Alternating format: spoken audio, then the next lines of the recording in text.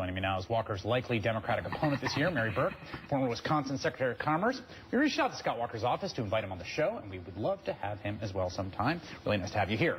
Chris, great to be here. Okay. Thanks. The first question is, this guy's been through 2 elections in 4 years, basically. What's different in the case you're making now than the last 2 cases unsuccessfully made against him? Well, a couple of things. First of all, I'm a very different candidate. But 2010 wasn't a great year for Democrats across the country. So that was a different time as it is now. The recall election became about one issue, Act 10, and that's about it. We also know that in Wisconsin, we believe in fairness. You know, some people didn't go to the polls or they voted for Walker simply because they said maybe it wasn't fair to recall. They didn't believe in the process. Exactly. So this is going to be a great race. It's going to focus not only on Walker's record as governor, which the people of Wisconsin, I think, will not agree has been good in terms of jobs, and it's also going to be about a different vision for the state. So why should you be governor, not him? Well, we need, frankly, to focus on the issues that matter most to the people of Wisconsin. I have a 30-year track record as an executive in the private sector. I put problem solving ahead of the politics. It's not working in Washington and it's not working in Madison to have politicians putting special interests and partisan politics above the issues that matter most to the people. But that is about who you are and not what you are going to do. What are you going to do that is going to put Wisconsin on a better track than Scott Walker has it? I'm going to create more jobs. That's what the people in Wisconsin care about. Can governors do that? Yeah, they can. They can invest in the type of things like education and infrastructure. We have to make sure that our students, when they're graduating from high school, are going to be trained and ready to take on careers or go to college. Our economy needs to be creating way more people with the skills to meet the jobs of tomorrow. And Governor Walker has actually cut education at a time when we need to be doubling down and investing in education and making sure our kids are prepared for the future. The jobs argument has been an early one in this campaign. I want to play a little part of an ad from your first ad hitting Scott Walker for his jobs record. Take a listen.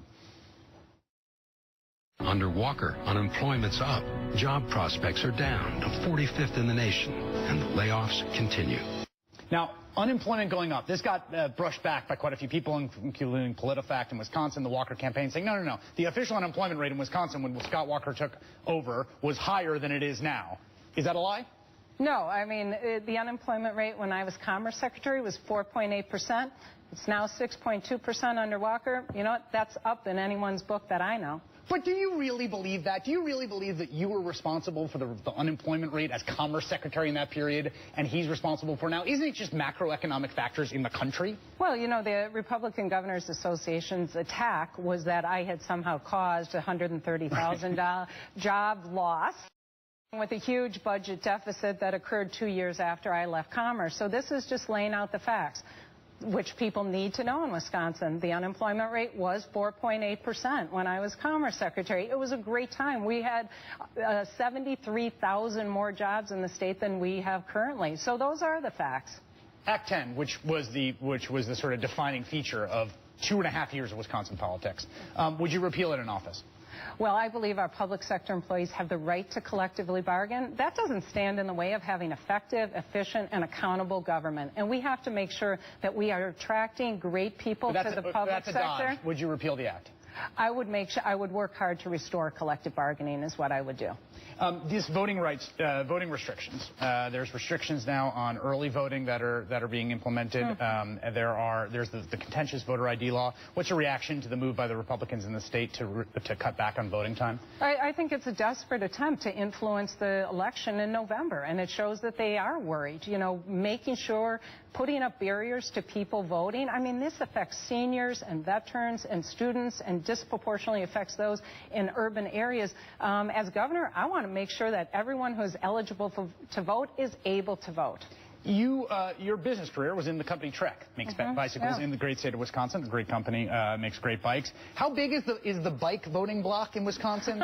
Can you turn those people out, or those are kind of like defining caucus? You can get to the polls. Yeah, I think they're going to be my people. I think I'm going to be able to get the biking people. How many of them there are? Mary Burke, who is running for governor of Wisconsin. Thank you so much for being here. Thanks for having me. All right.